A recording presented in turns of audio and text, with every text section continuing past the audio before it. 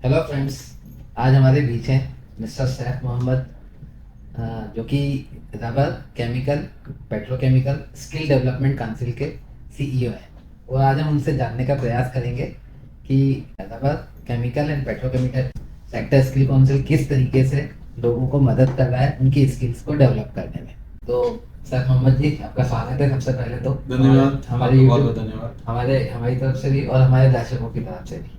तो सर, सबसे पहले मैं आपसे जानना चाहूंगा कि ये chemical and petrochemical skill council क्या है और किस तरीके से ये लोगों की मदद कर रहा है और इसकी स्थापना के पीछे क्या लक्ष्य है।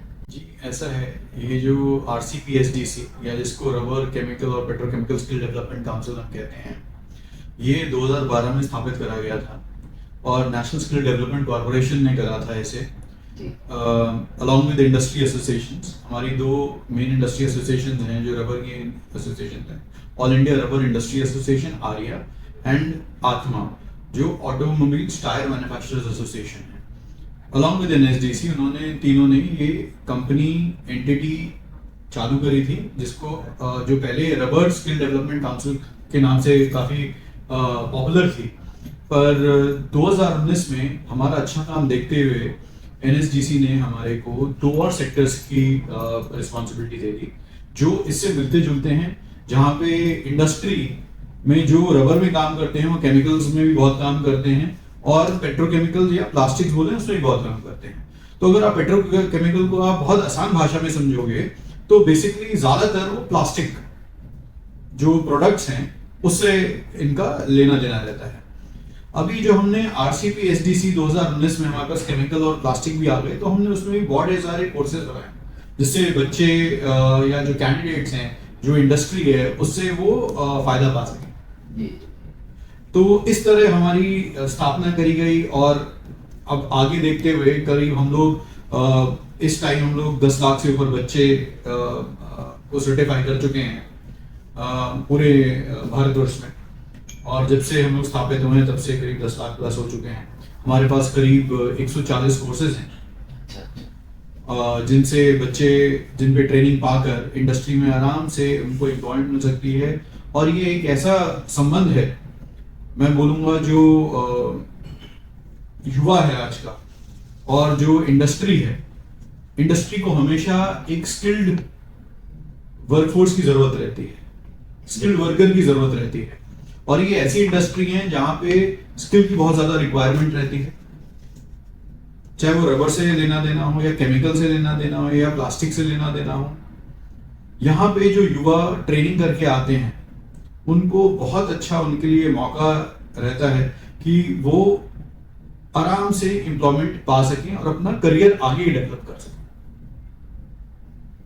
तो ललित जी, ये जो है आज की जो हम डेट में बैठे हुए हैं, हमारे पास जैसे मैंने बोला करीब 140 कोर्सेज हैं और ये अब विभिन्न प्रकार के हैं, अलग अलग लेवल पे हैं कोर्सेज।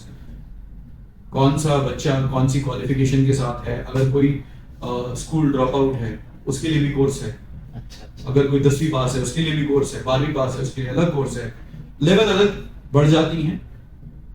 और मेरा मेन पॉइंट यहाँ पे ये है बताने का कि अगर कोई अपना करियर अच्छी तरह से डेवलप करना चाहता है तो रबर केमिकल और पेट्रोकेमिकल सेक्टर्स में इंडिया के बहुत ज्यादा अपॉर्चुनिटी है। और अभी तो वैसे भी गवर्नमेंट काफी इंफ्रास्ट्रक्चर डेवलप कर रही है, तो इंफ्रास्ट्रक्चर में ये चीजें डेफिनेटली आती जाती हैं। जी, इंफ्रास्ट्रक्चर में आती हैं चीजें। और अभी हमारे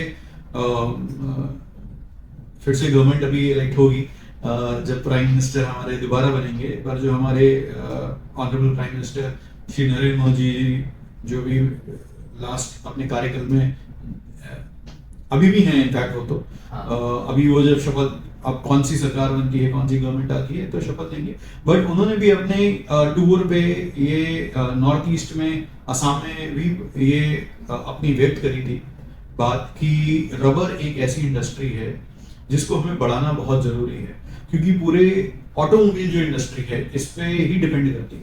बिल्कुल, आप टायर्स ले लीजिए, आप ऑटोमोबाइल्स के कंपोनेंट्स पार्ट्स ले लीजिए, अंदर के जो इंजन के अंदर होते हैं, आप ज्यादातर प्लास्टिक या रबर के देखेंगे। सो यहाँ पे जैसे मैंने बोला अपॉर्चुनिटी बहुत है और सेक्टर भी ग्रो हो रहा है, केमिकल का भी बहुत ज्यादा ग्रो हो रहा है सेक्टर। अब जैसे जैसे इंडिया सेल्फ सफिशिएंट होता जा रहा है और जैसे हमारे प्रधानमंत्री जी ने बोला था कि हमारे को एक अपना सेल्फ सफिशिएंट इकोनॉमी बनना है, लीडर बनना है, तो लीडर बनने के लिए हम लोगों को इस टाइम सबसे ज्यादा जो जरूरत है पूरे भारतवर्ष में, जो युवा पीढ़ी है उसको स्किलिंग कराई जाए, उनको काउंसलिंग करी जाए, उनको जो नई अपॉर्चुनिटीज हैं इन सेक्टर्स में उनके बारे में बताया जाए। तो डेफिनेटली जो हमारी पॉलिटिकल लीडरशिप का जो एक विजन है वो उससे फुलफिल हो सकता है। और आप प्लास्टिक सेक्टर की जहां तक बात आती है, प्लास्टिक तो आप जो सुबह से उठते हैं टूथब्रश से लेकर के और आप रात को सो रहे हो तो केमिकल या प्लास्टिक किसी फॉर्म में आपके लाइफ का पार्ट है।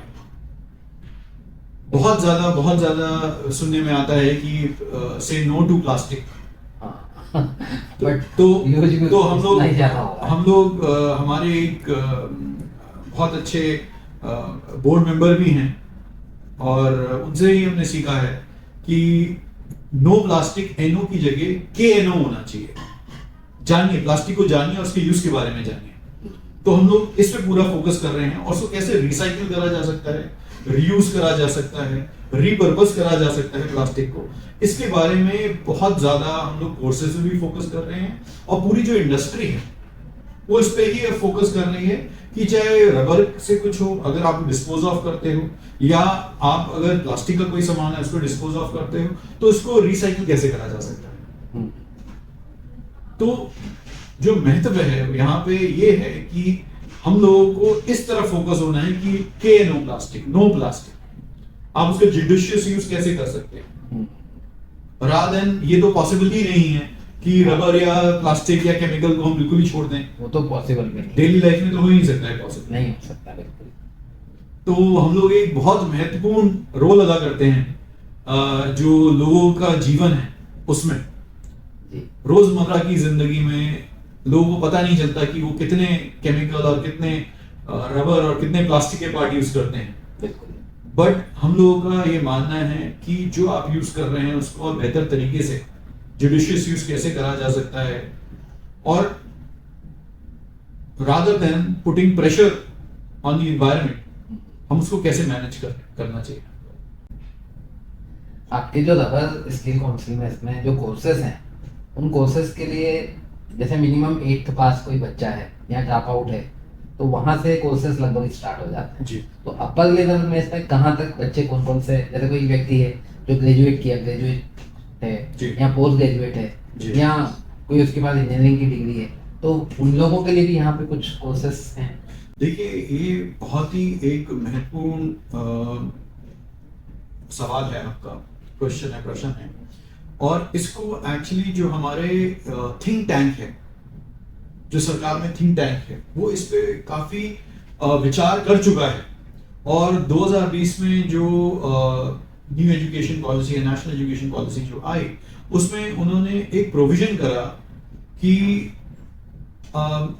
क्रेडिट सिस्टम होगा based on different level of courses. Different level of courses एक स्ट्रक्चर्ड तरीके से तो पहले ही सरकार चला रही थी और उनका एक पूरा एक स्ट्रक्चर हम लोग जो इसको NSQC स्ट्रक्चर कहते हैं या नेशनल स्किल क्वालिफिकेशन फ्रेमवर्क कहते हैं, उसमें अलग अलग लेवल्स होती हैं। लेवल 2 से शुरू होता है, 3, 4, 5, 6, 7, 8 डिपेंडिंग कि बच्चा कितना एलिजिबल है, कौन सी लेवल से आ रहा है, उसके लिए अलग कोर्स हो जाता है। जैसे अगर आप हमारे लिए लेवल 2 का या 3 का करेंगे, एक आपको उदाहरण देता हूँ साधारण सा, टायर फिटर का, balancing and fitting of tyre, वो जॉब रोल से लेकर के हमारे पास केमिस्ट का, लैब केमिस्ट तक का जॉब रोल है, हमारे पास मास्टर्स तक का जॉब रोल है, PhD तक के जॉब रोल्स हम बना रहे हैं। ये उसी के ये जो एक ढांचा तैयार करा गया है, ये सब उसके ही तौर तरीके से बनाया जा रहा है, हमारे जो बनाया जाता है।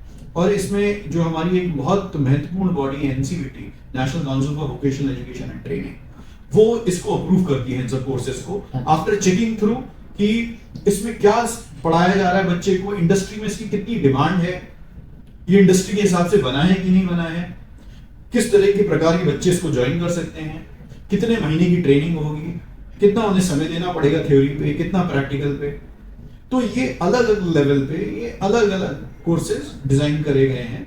और हमारे पास जो कोर्सेज हैं, जैसे मैंने बोला, हमारे पास करीब 140 प्लस कोर्सेज आज के डेट में, टू बी प्रिसाइज 142। इसी फाइनेंशियल ईयर के एंड तक हमारे पास 160 प्लस हो जाएंगे।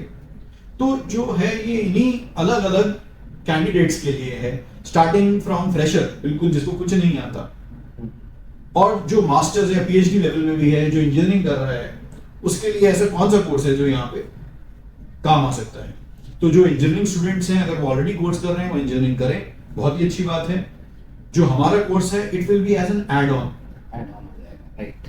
अगर बच्चा कुछ पढ़ रहा है पॉलीमर्स पे, इंजीनियरिंग कर रहा है, उसको अगर नैनोटेक के बारे में पढ़ना है, तो हम लोग अब नैनोटेक पे कोर्स बना रहे हैं जो बच्चा ले सकता है। अब उसको क्या फायदा होगा, उससे इंजीनियरिंग तो डिग्री मिली है, सर्टिफिकेट मिल रहा है, इसके अलावा ये एड ऑन है, तो कहीं भी इंटरव्यू देगा, जी कहीं पे इंटरव्यू देगा तो उसके जो चांसेस हैं जॉब मिलने के, प्लेसमेंट के, बहुत बढ़ जाती है उसकी प्रोबेबिलिटी।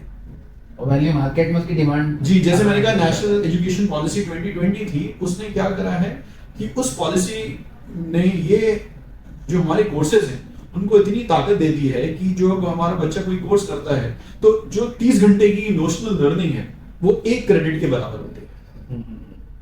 तो जितने हमारे कोर्स हैं वो डिविजिबल हैं, भाग में अगर उनका करेंगे तो 30 निकलता है उनका, तो 1 क्रेडिट, ये क्रेडिट आप क्रॉस एक्सचेंज कर सकते हो किसी भी जगह पे, किसी भी इंस्टीट्यूट में आने वाले वक्त में। आपकी ये जो कोर्स कर रहे हैं स्किलिंग का, ये रिकग्नाइज अक्रॉस इंडिया है। अब ये कोई भी इंस्टीट्यूट है, कोई भी यूनिवर्सिटी है, ज्यादातर सब ये जो क्रेडिट कोर्सेज हैं हमारे, सबको रिकग्नाइज करती है और इनका पूरा वेटेज देती है कैंडिडेट को। तो मेन लक्ष्य यही है कि लोगों को स्किल अप करना और सर्टिफाई करना। देखिए, मेन लक्ष्य अगर मैं बोलूं तो इसको आप 2 तरीके से देख सकते हैं। यहाँ पे इंडस्ट्री और जो कैंडिडेट्स हैं, सोसाइटी है, इंडस्ट्री और सोसाइटी, वहां पे हमारा काम है उनको साथ लाना, जो नीड गैप है उसको फुलफिल करना, उसको ब्रिज करना। इंडस्ट्री को आज जरूरत है किसी स्किल्ड वर्कफोर्स की, किसी भी जॉब रोल पे, जो उनको फैक्ट्री में चाहिए होता है, ऑफिस में चाहिए होता है, जो उनको आसानी से नहीं मिल पाता। हमारे जो कोर्सेज हैं, जब वो बच्चा कर लेता है, तो कोर्सेज के द्वारा वो इतना सशक्त हो जाता है कि इंडस्ट्री उसको ऑब्जॉर्व कर सकती है। जहां पे इंडस्ट्री उसको 30 घंटे सिखाएगी, हमारे कोर्स के बाद शायद उसको सिर्फ 5 ही घंटे सिखाना पड़ेगा। तो इंडस्ट्री भी चाहती है कि ऐसे हमारे पास स्किल्ड वर्कफोर्स आए। यहाँ पे बच्चों के लिए भी अपॉर्चुनिटी हो जाती है, जो कैंडिडेट्स हैं उनके लिए अपॉर्चुनिटी हो जाती है कि वो ज्वाइन करें। तो यहाँ पे हम जो इंडस्ट्री की डिमांड है उसको फुलफिल कर रहे हैं, और जो बच्चों की और या कैंडिडेट्स की डिमांड है हम उनको मैच कर रहे हैं। तो स्किल गैप को हम एक ब्रिज के रूप में, मतलब स्किल काउंसिल एक तरीके से ब्रिज का काम कर रहा है इंडस्ट्री और कैंडिडेट्स के बीच। एब्सोल्युटली। और अब इसमें तीसरा एक भाग एकेडमिया का भी आ गया है। हम लोग काफी पार्टनरशिप एकेडमिक इंस्टीट्यूट से भी कर रहे हैं। वहां पे जैसे आपने मेंशन करा अभी थोड़ी देर पहले कि इंजीनियरिंग स्टूडेंट हो गए या डिप्लोमा स्टूडेंट्स हो गए, वो ये कोर्सेज कर सकते हैं और उनको जॉइंट सर्टिफिकेट भी मिल सकता है। जिन इंस्टीट्यूट से साथ हमारा एमओयू है, हम उनको एक जॉइंट सर्टिफिकेट भी दे सकते हैं, जो डेफिनेटली ललित जी जैसे आपने बोला, आगे जाके जब भी वो कैंडिडेट जॉब इंटरव्यू के लिए जाएगा, डेफिनेटली ही और she has better chance to get the job than the person who is not done this course. तो ये बहुत ज्यादा फायदा आ जाता है। हमारा यही पूरा प्रयास है कि बच्चे को या कैंडिडेट्स को कैसे सशक्त करा जाए, ताकि जब वो इंडस्ट्री को फेस करे तो वो इंडस्ट्री रेडी रहे। आज अगर देखा जाए तो आज की जरूरत भी है कि लोगों के पास एक फॉर्मल डिग्री होती है, केवल एक डिग्री के नाम पे वो पढ़ाई करते हैं, अपना समय देते हैं, डिग्री ले लेते हैं, बट उनके पास वो इंडस्ट्री के लेवल की स्किल नहीं होती है। तो इंडस्ट्री के लेवल की स्किल आपको प्रोवाइड कराता है rubber chemical petrochemical skill development council. तो इस तरीके से यहाँ का सर्टिफिकेट आपको एड ऑन हो जाता है, एक एक्स्ट्रा आपको सर्टिफिकेट मिल जाता है, एक एक्स्ट्रा आपके लिए एसेट्स हो जाती है वो लाइफ टाइम के लिए, जो कि आपको आगे अपॉर्चुनिटीज में आपकी हेल्प करती है। सर, हमें कुछ NSQF के बारे में भी बताइए डिटेल में कि एक मतलब जो आपके मेन पॉपुलर जो NSQF है, जो एक बच्चा 8वीं का बच्चा या 10वीं का बच्चा कर सकता है, या फिर ग्रेजुएट्स के लिए कौन से जॉब रोल हैं? कुछ 4-5 जॉब रोल के बारे में बताइए ना प्लीज। जी, जैसे अब रबर इंडस्ट्री को कर लें तो रबर इंडस्ट्री के लिए कुछ बहुत प्रोमिनेंट जॉब रोल्स हैं जिनकी डिमांड काफ़ी चाहिए रहती है। फॉर एग्जांपल जो ट्रेंड ऑलरेडी लोग हैं, या जो डिप्लोमा जिनके पास है और थोड़ा वर्क एक्सपीरियंस भी है, अगर वो फैक्ट्री फ्लोर पे काम करना चाहते हैं किसी अच्छी रबर इंडस्ट्री में या किसी अच्छी टायर इंडस्ट्री में, तो हमारे पास जैसे जॉब रोल है रबर एक्सट्रूडर। दूसरी, ये तो जो मैंने बोला ये एक्सपीरियंस के साथ आता है, या किसी जो NSQF लेवल है, लेवल ऊपर हो जाती है इसकी। पर जैसे मैंने बेसिक पहले भी एक उदाहरण आपको दिया, हमारे जो जॉब रोल्स हैं 2 प्रकार से सहायता करते हैं कैंडिडेट्स की। एक उस प्रकार से कि किसी को अगर एंटरप्रेन्योर बनना हो, खुद का कुछ काम करना हो, तो कुछ जॉब रोल्स हमारे ऐसे हैं। जैसे हमारा बहुत छोटा सा दूंगा जिसमें बहुत पढ़ाई की भी जरूरत नहीं है। ऐसे हमारे बहुत युवा बच्चे हैं जो कुछ करना चाहते हैं, उन्होंने फॉर्मल एजुकेशन नहीं ली, तो ऐसा क्या कर सकते हैं? हमारा एक जॉब रोल है फॉर एग्जांपल हवाई चप्पल मेकिंग। अगर आज की डेट में देखेंगे, आप उसको अंडरमाइन कर देते हैं।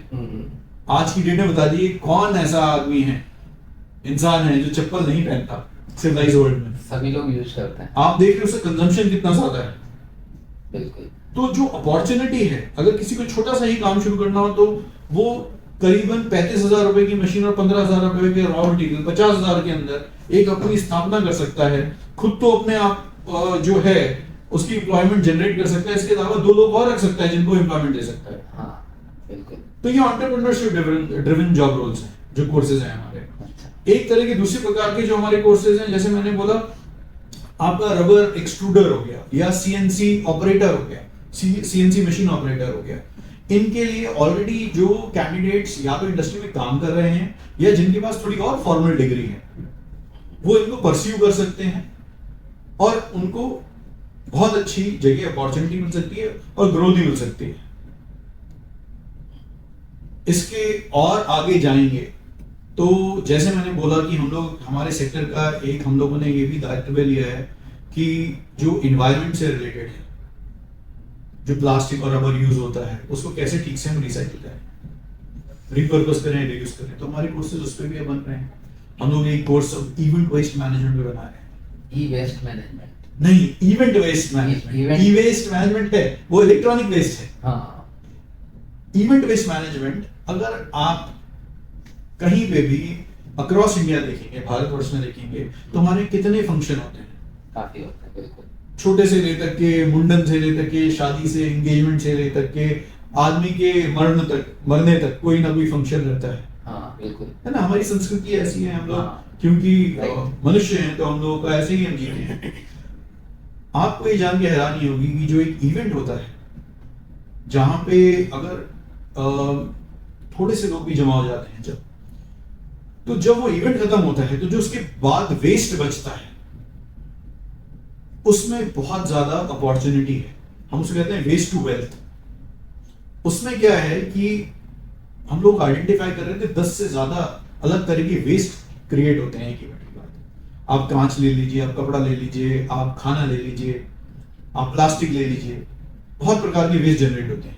तो ऐसा क्या कर सकते हैं हम कि ऑन द स्पॉट या मे बी थोड़ा एक लेवल और दूर पे हम जो वेस्ट हो रहा है उसको हम रिप्रोसेस करके उससे ही हम सस्टेनेबल हो सकें और उससे ही कुछ पैसा कमा भी सकें। तो हमारे कुछ जॉब रोल ऐसे भी हैं, इस प्रकार के भी जो बड़े इनोवेटिव हैं। Other than usual job roles आज की डेट में जो रहते हैं, जो मैं बता रहा था, एंटरप्रेन्योरशिप भी है, कम इंडस्ट्री के भी हैं और एक कुछ इनोवेटिव जॉब रोल्स हैं। इसके अलावा इमर्जिंग टेक पे भी बहुत हमारे जॉब रोल्स आ रहे हैं। आज की डेट में अगर हम बहुत मैं बेसिक लेवल में बात करूंगा जिससे कैंडिडेट्स रिलेट कर सकते हैं। आप कितनी जगह जाते हैं, कितनी जगह इन्वर्टर देखते हैं, बैटरीज देखते हैं, कार के अंदर बैटरीज देखते हैं। आज की डेट में जो इंडिया की सेकेंड हैंड बैटरी मार्केट है बहुत ज्यादा अनस्ट्रक्चर्ड मार्केट है। देखिए, जहां पे जो चीज जितनी अनस्ट्रक्चर होगी उतनी ज्यादा वहां पे अपॉर्चुनिटीज होंगी किसी के लिए। बिल्कुल बिल्कुल। जितने चैलेंजेस होंगे उतनी ज्यादा अपॉर्चुनिटीज होंगी। हाँ। तो जो बैटरी का ऐसा है कि वहां पे जो बैटरी के अंदर प्लेट्स लगी होती हैं, और जो केमिकल डला होता है उसको कैसे निकाल के सेफली रीयूज, जो उसका खोल होता है, प्लेट्स नहीं डाल के उसको रिचार्ज करके बैटरी किस अच्छे प्रकार से दोबारा बना के मार्केट में दी जा सकती है, वो वैसा भी हमारे जॉब रोल्स है। अच्छा। क्योंकि यहाँ पे केमिकल आ जाता है, मेटल आ जाता है, डिस्टिल्ड वाटर आ जाता है, एसिड बन जाता है, तो उसको सेफली कैसे हैंडल करें, उसकी ये भी इंश्योर करें कि जैसे अगर 12 वोल्ट बैटरी देती है, आज की सबसे बड़ी समस्या यही है इंडिया में कि जो सेकंड हैंड मार्केट है वो अपने आप बैटरी असेंबल तो कर लेते हैं पुरानी बैटरी से, पर अगर उनका करंट की आप कंसिस्टेंसी देखेंगे तो कभी ये 14 वोल्ट पहुंच जाएगा, कभी 18 वोल्ट हो जाएगा, कभी 12 वोल्ट हो जाएगा, जिससे हादसा रहने का डर रहता है। तो हम किस प्रकार से सेफली जो पुराना मटेरियल है उसको रीयूज करके नई चीज बना सकते हैं, ये भी हमारे सेक्टर स्किल काउंसिल का बहुत बड़ा उद्देश्य है और मिशन है। आगे जाते हम एनवायरनमेंट को कैसे सेफ बना सकते हैं, वर्क प्लेस को, जो फैक्ट्री है उसको कैसे सेफ बना सकते हैं, चाहे वो वर्कर हो चाहे वो फ्लोर, फैक्ट्री फ्लोर, दोनों के लिए हम उन सब चीजों को कैसे और सेफ बना सकते हैं, प्रोफेशनल बना सकते हैं। यही हमारा उद्देश्य है अगर हम मिशन की बात करेंगे तो। आपका जो काउंसिल है ये जो गवर्नमेंट बॉडीज होती हैं, गवर्नमेंट बॉडीज के साथ या फिर इंडस्ट्रीज के साथ किस तरीके से कोलैबोरेट करता है और किस तरीके से वो कैंडिडेट्स के लिए वहाँ पे अपॉर्चुनिटी निकल के आती है? देखिए ऐसा है, जो जिस उद्देश्य से सेक्टर स्किल काउंसिल बनाया गया था, जो मिनिस्ट्री ने बनाया था या एनएसडीसी को मैंडेट दिया था बनाने का, वो इसी देश था, ये मेन उद्देश्य ये था कि जो इंडस्ट्री की रिक्वायरमेंट है उसे पूरा करिए। जो इंडस्ट्री की रिप्रेजेंटेशन है, जो हमारा गवर्निंग काउंसिल है, जो कोर बॉडी है हमारे काउंसिल की, जैसे हमारे चेयरमैन हो गए या जो गवर्निंग काउंसिल मेंबर्स हैं, वो सब इंडस्ट्रियलिस्ट, वो सब इंडस्ट्री से आते हैं। अच्छा। स्किलिंग हम करवाते हैं, they are not the skilling expert, they are industry experts, हम लोग स्किलिंग एक्सपर्ट हैं। तो जो यहाँ पे मेल जोल है इंडस्ट्री का और स्किलिंग का, ये हमारे सेक्टर के थ्रू होता है। अच्छा। जो हमारी इंडस्ट्री एसोसिएशंस हैं, जो all India rubber industry association है आर्या, या जो आत्मा और ऑटोमोटिव टायर मैन्युफैक्चरर्स एसोसिएशन, ये तो इंडस्ट्री रिप्रेजेंट करती है ना। हाँ, राइट। ये तो इंडस्ट्री से ही बनी हुई है। हाँ, इंडस्ट्री ने इन एसोसिएशंस को बनाया है और इन एसोसिएशन ने हमारे में इन्वेस्ट करा है ताकि सेक्टर स्किल काउंसिल एक ऐसी बॉडी बन सके जो बच्चों को हमारी इंडस्ट्री में ट्रेनिंग कर पाए। सो यहाँ पे आप देखेंगे तो हम लोग का रोल बहुत महत्वपूर्ण हो जाता है। हम लोग इंडस्ट्री अदर देन जो हमारे गवर्निंग काउंसिल में इंडस्ट्रीज हैं, हम लोग के ऐसे रेगुलर प्रोग्राम्स रहते हैं। जैसे अभी मैं पिछले हफ्ते पुणे में था, वहां पे हमने एक संवाद करके प्रोग्राम शुरू करा, सीरीज। अच्छा। संवाद का मतलब डायलॉग होता है। तो वहां पे जो मेन उसकी ऑडियंस थी वो इंडस्ट्री थी। हम इंडस्ट्री को एजुकेट कर रहे थे कि वो कैसे हमारे जॉब रोल्स जो हैं, जो हमने कोर्सेज बनाए हुए हैं और जो बच्चे सर्टिफाई हो रहे हैं, जो कैंडिडेट सर्टिफाई होते हैं, वो उनके लिए किस प्रकार सहायता कर सकते हैं, उनकी प्रोडक्टिविटी इंक्रीज करने में, उनकी एफिशिएंसी इंक्रीज करने में, इफेक्टिवनेस इंक्रीज करने में, वो किस प्रकार बच्चे या जो कैंडिडेट्स हैं वो उनकी सहायता कर सकते हैं जो ऑलरेडी ट्रेंड है। मतलब एक तरीके से आप रेडीमेड उनको वर्कफोर्स प्रोवाइड करा रहे हैं। जी एब्सोल्युटली, आप एक हद तक बोल सकते हैं कि रेडीमेड है, यहाँ पे इनको मेहनत बहुत कम करनी पड़ती है इंडस्ट्री को। जो एक बार कैंडिडेट्स हमारे कोर्सेज कर लेते हैं तो वो इंडस्ट्री को रेडीमेड वर्कफोर्स मिल जाती है, स्किल्ड वर्कफोर्स मिल जाती है, प्रोडक्टिविटी बढ़ाने में उनको हेल्प करती है। एब्सोल्युटली, यहाँ पे कैंडिडेट को भी ये फायदा होता है कि उसको जॉब अपॉर्चुनिटी इमीडिएट मिल जाती है। हाँ। और जो सैलरी भी है, वो जो बेस सैलरी रहती है जो मार्केट में है, उससे थोड़ी बेटर डिमांड कर सकता है कैंडिडेट ये कोर्सेज, ऐसे कोर्सेज करके। जी। तो हम लोग इंडस्ट्री को भी एजुकेट कर रहे हैं, हम लोग कैंडिडेट्स को भी एजुकेट कर रहे हैं, और इनफैक्ट अब तो हम पेरेंट्स को भी एजुकेट कर रहे हैं। अरे वाह।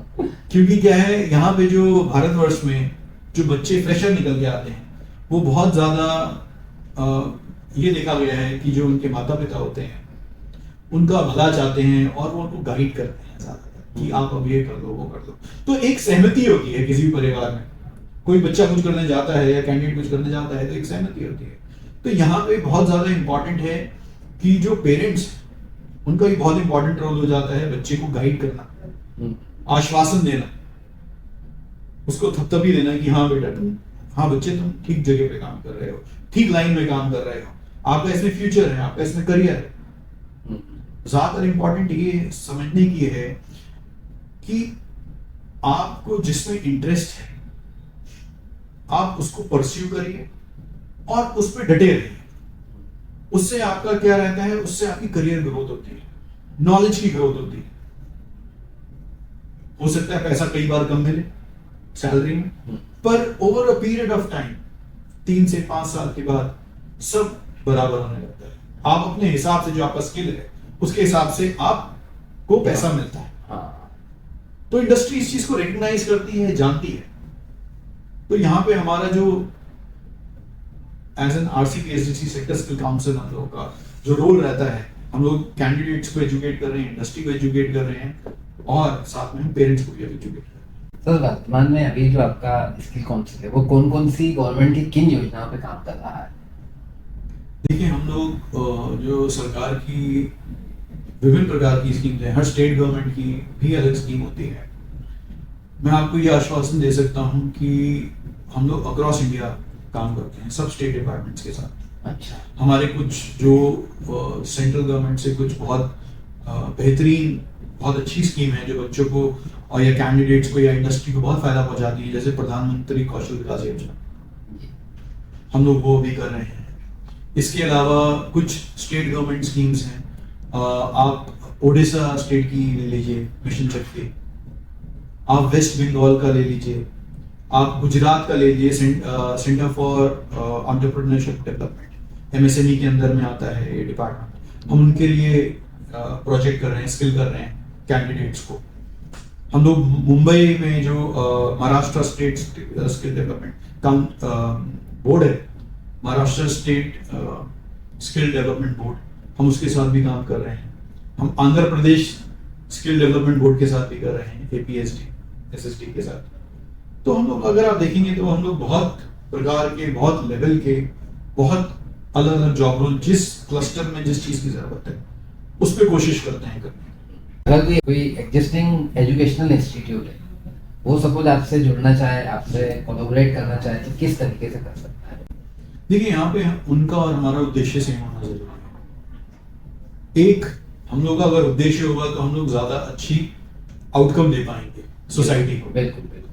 तो जहाँ पे जो हमारे साइंस रिलेटेड इंस्टीट्यूट्स हैं, जहाँ पे रबर का या केमिकल का या प्लास्टिक्स का, पॉलीमर्स का कुछ भी कोर्स कराया जा रहा है, तो इनके लिए एक वो स्ट्रक्चरल फिट बनता है हमारे से कि हमारे साथ जुड़ सकें।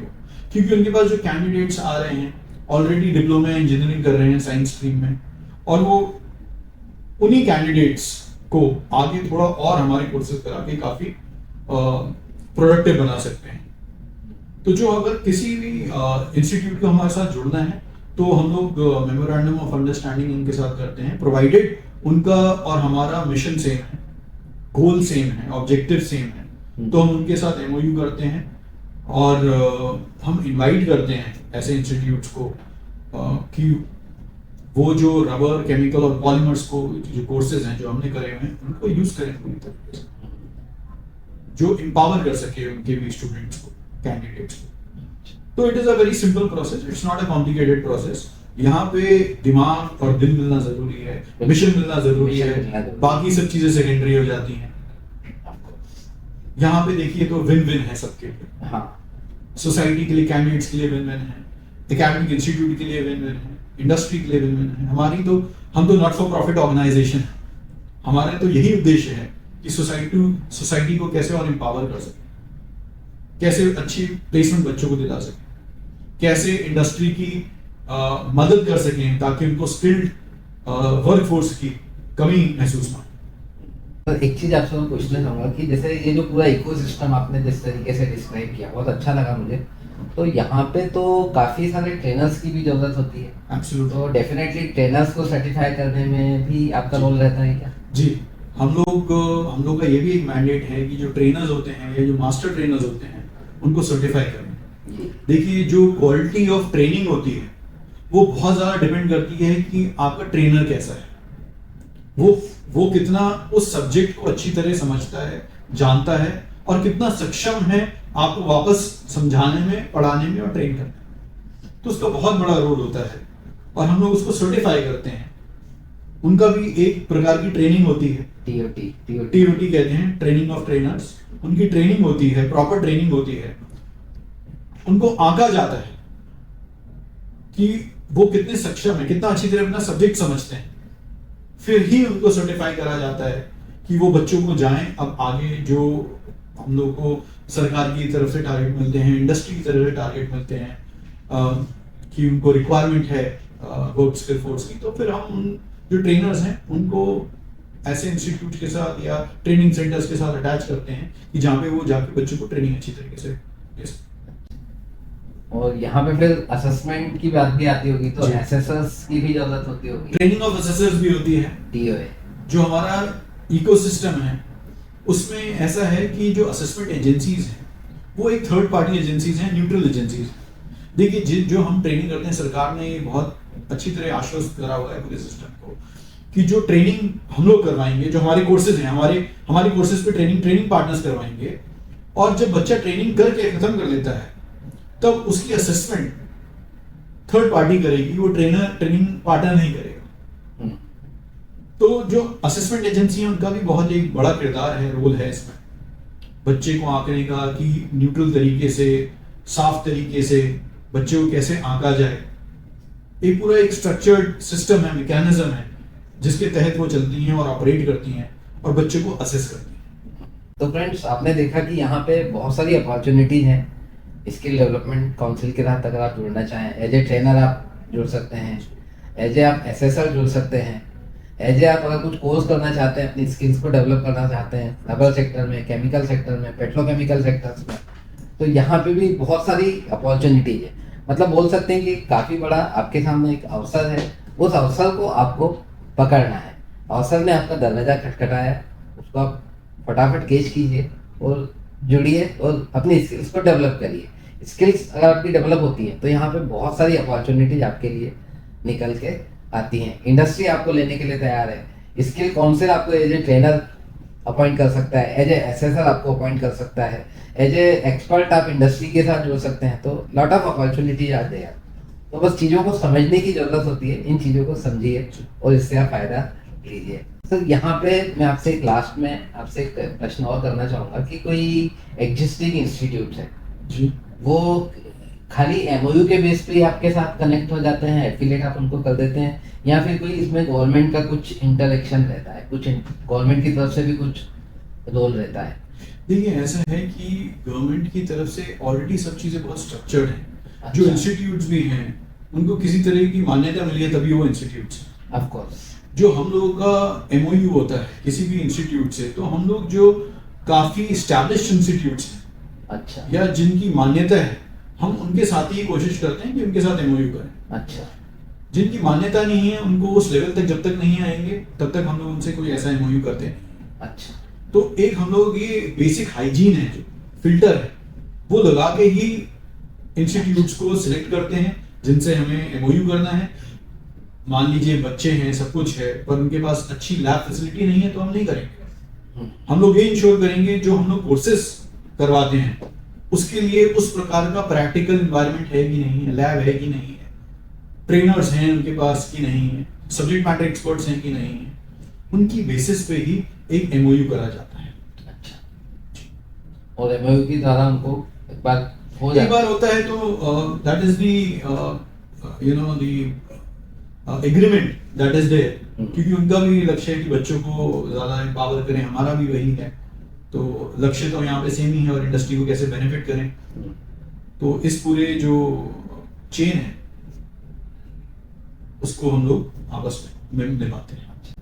एक क्वेश्चन और भी मेरे दिमाग में भी आ रहा है कि आपके यहाँ क्या कुछ मतलब जैसे गवर्नमेंट स्कीम्स हैं, तो उस स्कीम के अंतर्गत तो फ्री ऑफ कॉस्ट वो ट्रेनिंग ले लेगा, क्या कुछ पेड मॉड्यूल भी है क्या? कि अगर सपोज जैसे मैं हूँ, मुझे कुछ मैं चाहता हूँ मैं फी पे करके आपके यहाँ से कुछ अपनी स्किल्स को अपग्रेड करूँ, तो कुछ ऐसा सिस्टम भी है क्या कि फी पेमेंट करके भी मैं अपनी स्किल को डेवलप कर सकता हूँ? एब्सोल्युटली है। एक तो जो आपने बिल्कुल काफी रेलेवेंट क्वेश्चन है ललित जी, और इसके बारे में थोड़ा बताना भी चाहूँगा जो आपके दर्शकगण हैं उनको और जो कैंडिडेट्स हैं उनको, कि एक तो जो सरकार कर रही है अपनी तरफ से कर रही है वो आपको अपॉर्चुनिटी प्रोवाइड कर रही है, फ्री ट्रेनिंग देने के लिए अगर आप उसमें एलिजिबल हैं तो वो पूरी सहायता कर रही है।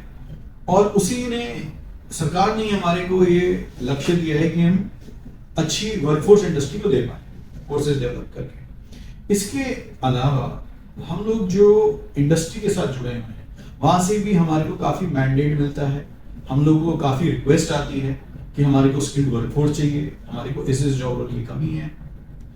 वहां पे वो भी स्पॉन्सरशिप देने को तैयार होते हैं बच्चों को। ये दूसरा प्रकार का मॉडल हो जाता है। इसके अलावा जो तीसरा प्रकार का मॉडल है कि अगर कोई बच्चा या कोई कैंडिडेट अपने आप को इसमें ट्रेन करना चाह रहा है जो हमारे कोर्सेज हैं, तो और कोई अगर सरकार स्कीम नहीं है अवेलेबल इस टाइम, या उसमें थोड़ा टाइम लगेगा, इंडस्ट्री की स्पॉन्सरशिप नहीं है, उसमें थोड़ा टाइम लगेगा, तो बच्चा अपने आप भी फीस देके, बहुत नॉमिनल फीस देके वो कोर्स अपना कर सकता है।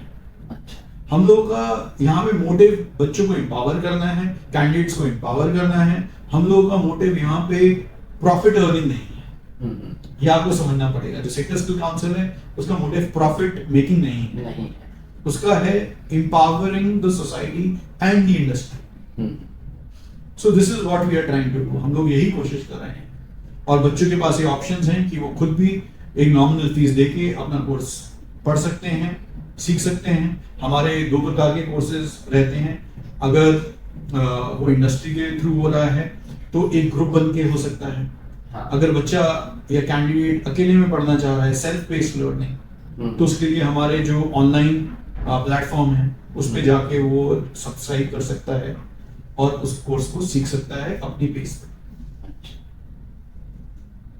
तो इस तरीके से काफी मतलब जी, अपने आप को अपग्रेड करके जॉब अपॉर्चुनिटीज उसके लिए एब्सोल्युटली। और यहाँ पे सर, यहाँ पे फ्रेंड्स आपने एक चीज देखी होगी कि ऐसा नहीं है कि आपको बहुत ज्यादा एजुकेशन की जरूरत है। 8वीं 10वीं 12वीं ग्रेजुएट, पोस्ट ग्रेजुएट, सभी के लिए अपॉर्चुनिटी, अलग अलग टाइप की अपॉर्चुनिटीज अवेलेबल है। तो सर का जैसा सर ने बताया और जितना मैं समझ पाया, तो उसके आधार पर मैं यही कहना चाहूँगा कि आप लोग के सामने अपॉर्चुनिटीज बहुत सारी हैं।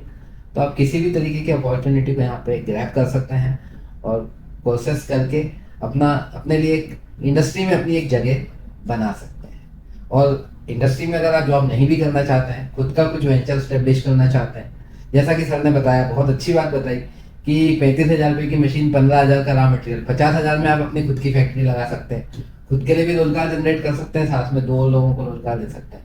तो ये एक बहुत अच्छी चीज़ है। इन चीज़ों को आप देखिए और इससे आप फायदा लीजिए। तो सर आपका बहुत बहुत धन्यवाद, आपने अपने अमूल्य समय में से हमें इतना समय दिया। और निश्चित ही आज जो आपने चीज़ें शेयर करी हैं उससे हमारी युवा पीढ़ी को बहुत कुछ सीखने को मिलेगा। बहुत बहुत धन्यवाद ललित जी आपका, और बहुत बहुत धन्यवाद जो आपके गण हैं वहाँ पे बैठे देख रहे हैं, जो आपके फॉलोअर्स हैं। हम लोग यही इनकरेज करेंगे कि स्काई इज द लिमिट, आसमान लिमिट है। आप अपने मन में ठान लीजिए कि आपको क्या करना है और उसमें अपना जो उसका केंद्र बिंदु है उस पर अपना ध्यान फोकस कर लीजिए, आपको कोई नहीं पूछ सकता। Thank you sir, thank you.